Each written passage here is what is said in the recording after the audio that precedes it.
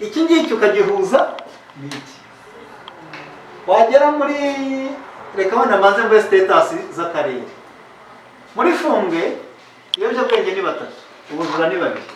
Ahubwo turavuga muri ino periode ya kota ya gatatu nako y'uyu mwaka 21-22. Aba baragaragaye kese zikaza zikagera muri RIB bikagaragara ko nyine wa muntu hari buharwa. Ibyo nibyo tuba twararejisiti. Aba bandi b'ibiyobyabwenge baba banafunze baba barabihaniwe kuko baba barabifatamo. Nizo status tuba dufite kandi turakorana gufatanya na Youth Frontiers. Ibi tuba tubizi. Ba muri Fumbwe ibiyobyabwenge ni 3, ubujura ni 2. Musha ibiyobyabwenge ni 5, ubujura ni 4. Aha ngaha stili haragaruka byacukurwa ry'amabuye y'agaciro mu Kirombe, hahita hazamura imibare. Ubundi Musha ntabwo yakabaye agira ikibazo irimo hagati, ariko iterwa ibibazo na activité économique zirimo hano kuhakorerwa. Twaza muri Gahengeri ni 5 bafite ibiyobyabwenge na 4 b'ubujura. Twaza muri Muyumbu 12 kuri 7. Twaza muri Nyakariro 8 kuri 5. Twaza muri Karenge 19 kuri 2. Iyi zone ya gutya yafetwa n'umujyi wa Kigali. Twaza nkaha ngaha ikibikwereka igeze muri Munyaga wa murenge stili ufite umuntu umwe watewe inda, ibiyobyabwenge ni 2, ubujura ni 0. Ibi bintu nuko wenda umuntu ushobora kubona data ahantu ariko ntakore analize. Iyo ukoze analize ubonamo ikintu kinini cyane. Noneho waza muri Rubona ni 6, ubujura ni 0. Bibereye mu buhinzi nta bujura bafite, ahubwo bafite ibintu byo kurengwa kuko bariye bagize batebagiye mu biyobyabwenge, nta bindi bintu uhita ubona. Waza muri Mwurire ibiyobyabwenge ni 7, ubujura ni 13. Ubujura bw'aha ngaha kubura nazi kurogera.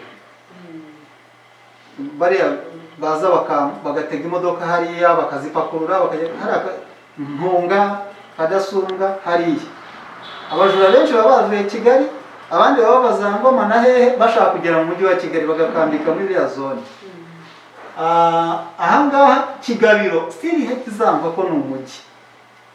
Ubu ibiyobyabwenge ni 23, ubujura ni 12. Muri Muhazi naho ko ari umujyi, ubujura ni ibiyobyabwenge ni 12, ubujura ni 1. Gishari nta kese turabonamo, ariko naho zo zirahari igihe tuba tutarazibona. Kuko kenshi usanga abantu ba Gishari aribo baza Kigabiro mubu bamuturakinga Gishari ukamubura, ahubwo ari Kigabiro. N'uyu wa Munyaga ukamubura Munyaga, ahubwo yaje kwiba Kigabiro mu mujyi mu isoko. Nizo status dufite z'ibintu bibangamiye urubyiruko, zibibazo dufite. Rwose sinababeshya, turarwana n'icyo tuzi. Turarwana n'icyo tuzi ko twafashe umwanya wo kukiga, turagisesengura, biranagenda bigabanuka bitewe n'uko aho biva twamaze kuhamenya. Tukimara kubona ikibazo nk'ikigo cy'urubyiruko, ngo ndavugira kubaza hano mu kigo cy'urubyiruko none, twatekereje inyigisho zishushanyije. Umujene twifuza n'umuntu, mu karere turifuza umuntu umeze ute, u Rwanda rurifuza umuntu umeze ute w'urubyiruko.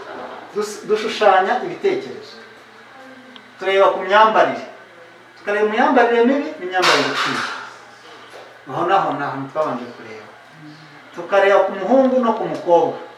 Uyu yambaye uko tutihesha agaciro, uyu yambaye ku buryo bwiza. Inyogosho nazo twarazirebye, turaza tureba ibintu bimeze bityo. Karibu.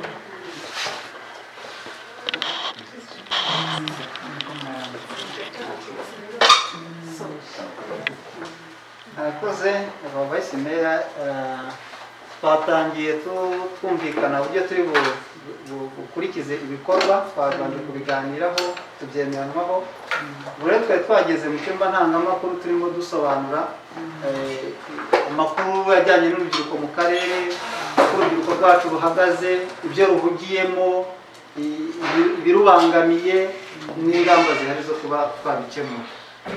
Sinzi niba munyemereye nakomerezaho narigeze cyangwa twasubiye inyuma ho gatoya kugera nko ku makoperative twakomeza.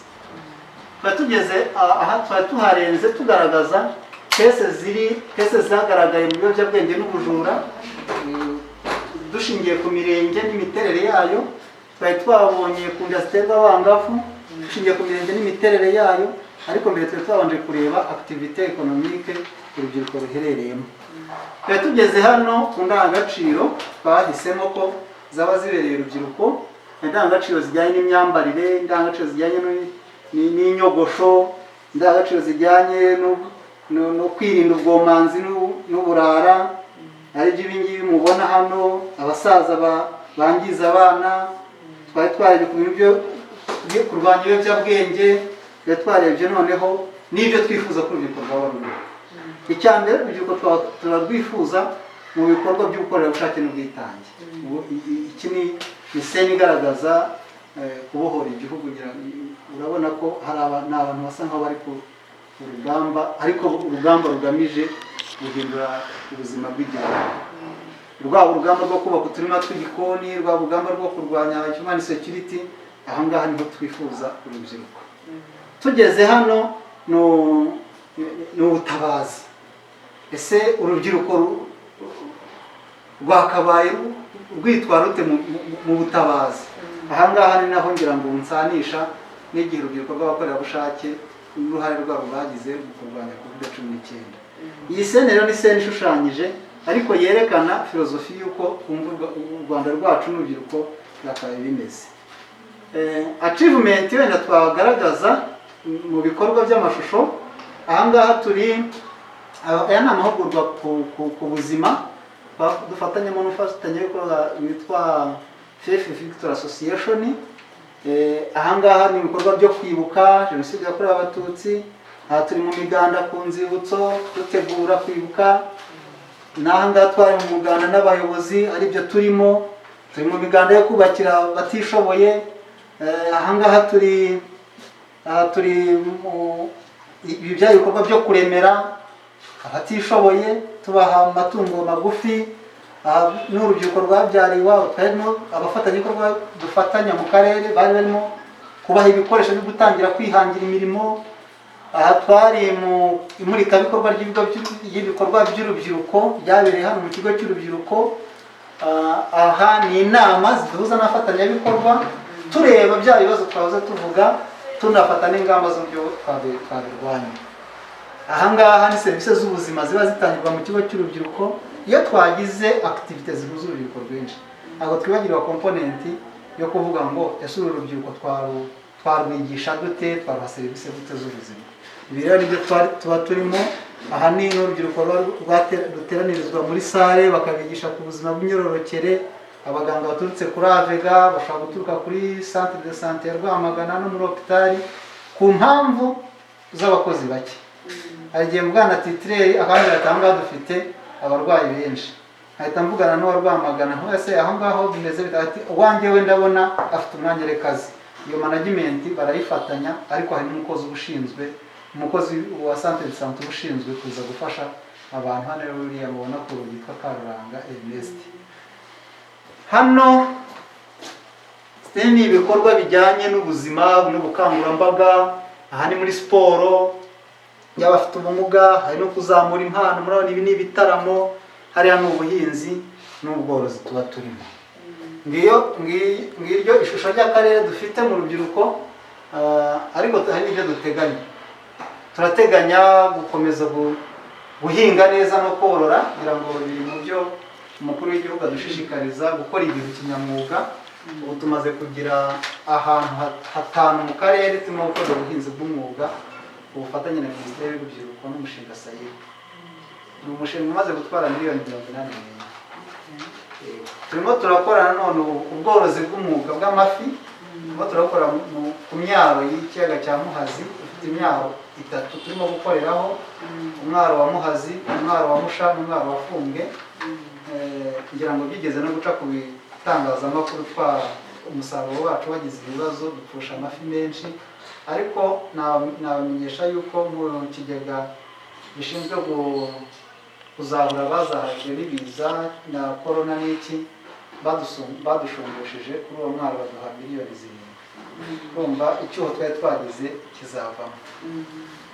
Turabashimira kugira ngo Vice Mayor ataraza twigeze gushimira uburyo abadepite bacu batanze igitekerezo cy'uko umuntu wangije umwana agahanwa bikamenyekana, atari ukuvuga ngo bamugereje hariya aragarutse arongera araje yangije undi, ahubwo aho agiye ahava yaragororotse akaza kubaka umuryango nyarwanda. Icyo turakibashimira. N'ubundi buvugizi mudukorera, gushyiraho inama y'igihugu y'urubyiruko ikora dufatanya, gushyiraho ibigo by'urubyiruko byose mwa mwarabitanzemo ibitekerezo, turabishimira. Icyo twari twasabye wenda Vice Mayor ataraza, dukurikije status y'ibibazo twagiye tubona, twabonye ko sentire guhera Akarenge kugeza Gahengeri hakunze kugaragara ibibazo by'ubujura n'ibiyobyabwenge n'ibindi bikorwa bishobora kuba biterwa n'uko hegereye umujyi wa Kigali. Mu buvugizi buzanakorwa aha hantu hakwiye kuba ikigo cy'urubyiruko cyunganira ibi bigo by'urubyiruko bindi dufite. Ariko iyo ni na projet n'akarere gafite karayizi. Twanabasobanuriye ko hano mu murenge wa Nzige twahawe tasika yo kujya kureba inzu za leta zihari, tukaba twashyize serivisi provisoire.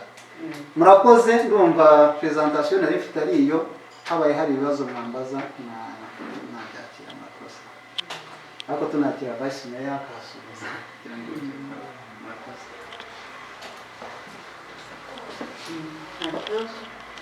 Twabasuhuza, twarebye plan y'ibyo turiho dukora, twavuze ko ibibazo byose tuza kubibariza muri sale. Tumaze gusura, twishimiye iyi aha tweretse, birasobanutse n'ibyo bifuza birasobanutse, situation room yanyu birasobanutse, yatweretse n'imihigo. Twakomeza tugasura tukaza kubariza rimwe, ariko ijambo Vice Mayor niba basuhuza koko tubone gukomeza. Mwaramutse. Murakoze cyane honorable Timurika, honorable mugenzi wawe mwaje kudusura. Ntabwo ko nakorerewe n'ababwiye ko nari mfite ikiganiro ahandi hantu, ariko ntabwo habikira hano. Nizeye yuko coordinator w'iki kigo yagaragaje abantu bari hano, kuko tugira na bodi yawo gusenta ndetse n'imikorere n'imikoranire n'ibigo by'ubuvuzi. Niyo mpamvu twahamagaye kugira ngo ibi byo abaza kugerageza kubisobanurira abanyakuru b'abadepite n'ubuvugizi nk'uko Anatole yarabivuze. Amategeko niko atorerwa, kuba igihugu cyarabarekuye ngo baze mu turere, buriya tugomba kubibyaza umusaruro cyane kugira ngo ibindi mwakomeza mukatuyoborera. Yewe nyine ndi umwe mu basangwa, tubahaye ikaze. Murakoze. Hari mugenzi wacu utatwibwiye. Nanjye Kamugisha ni wese njyana n'abagaragaye amashuri makuru ya kaminuza. Namwe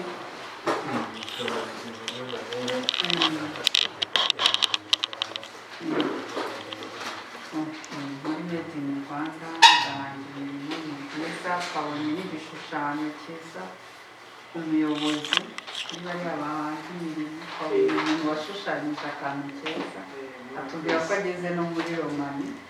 Ni byiza ngo twakomeza tugasura kugira ngo nk'uko twari twabigaragaje twe kuva hano dusura aho abantu bari hano serivisi zitandukanye, turamara kuzisura tujya muri Nyakubahwa, byagaragaraga yuko umwana aza gukenera amakuru mu bijyanye n'ubuzima bw'imyororokere, akahasanga nyina, akahasanga nyina wabo, akahasanga umuturanyi, bikamubera imbogamizi yo kuba yagira ikibazo cyangwa se yasobanukirwa. Ibyo byumba rero byashyizweho muri aka karere kacu ka Rwamagana binayikipe cyane, bifite materiyeri zose, bifite imfashanyigisho zose. Ese mujya mubisura? Mujya mubizamo?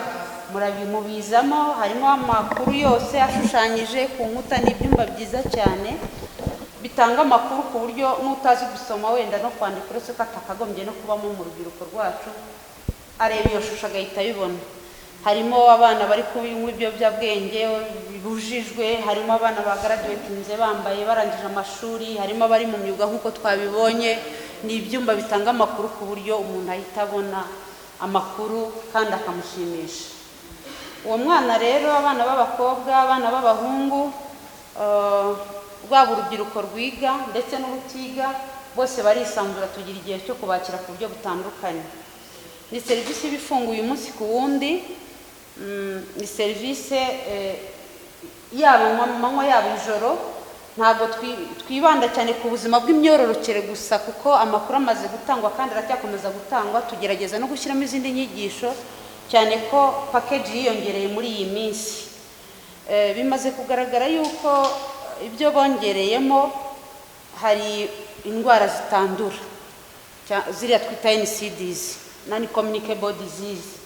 Byagaragaye ko mu rubyiruko umwana w'umukobwa agira gutya, agera mu gihe cy'ubwangavu, cy'igihe cya adolescence, akarara ubusa kugira ngo atagira mu nda hanini, ibintu nk'ibyo ngibyo, kubera imiterere n'imisemburo birimo kubagendamo, bagenda bagira change zitandukanye cyangwa se impinduka mu mubiri wabo.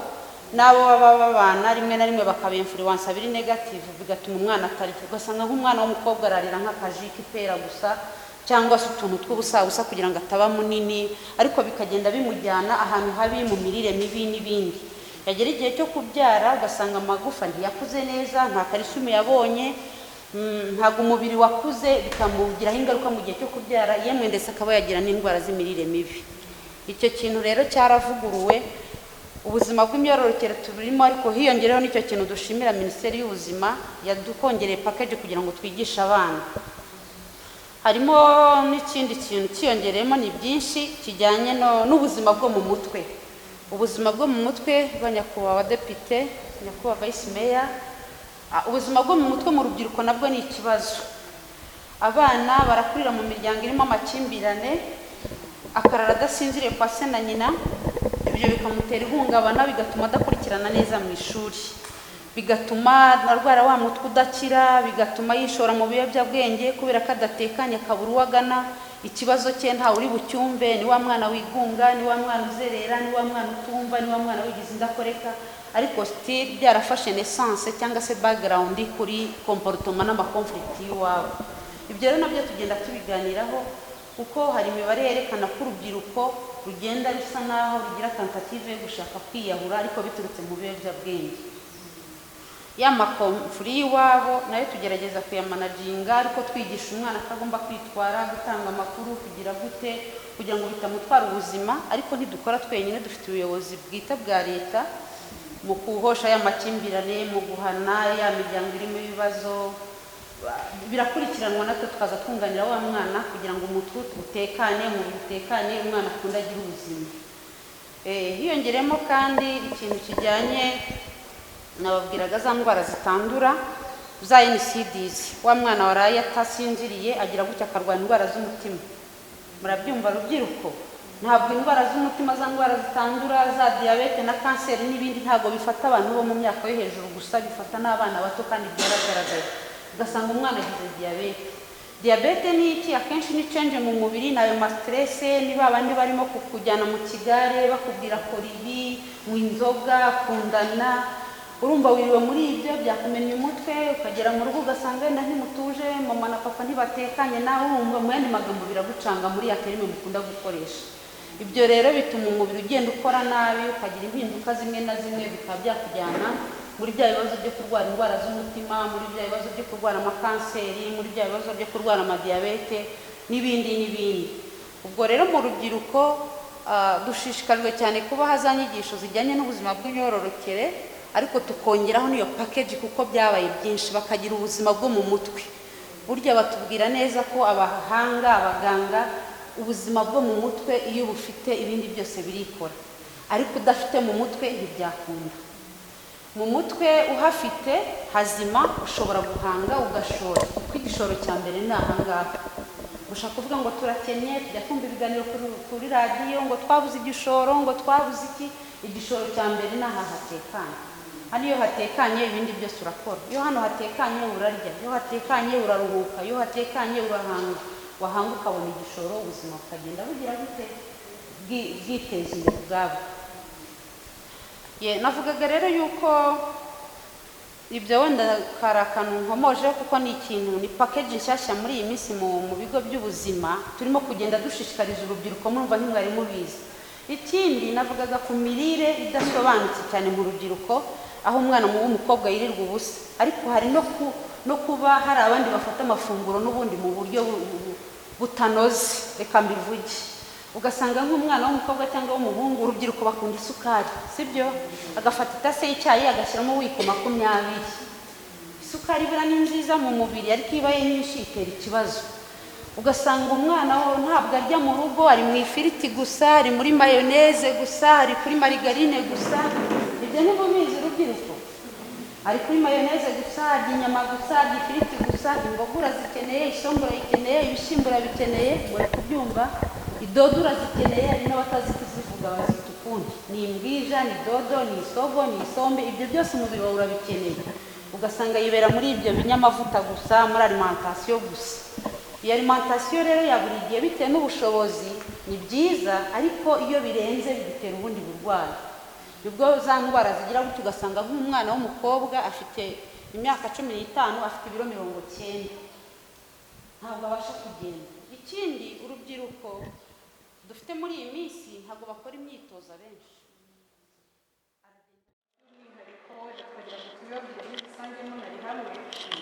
Icyambere cyatugenzaga nkatwe nk'abadepite twari kumenya serivisi muhabwa muri iki kigo cyanyu cy'urubyiruko.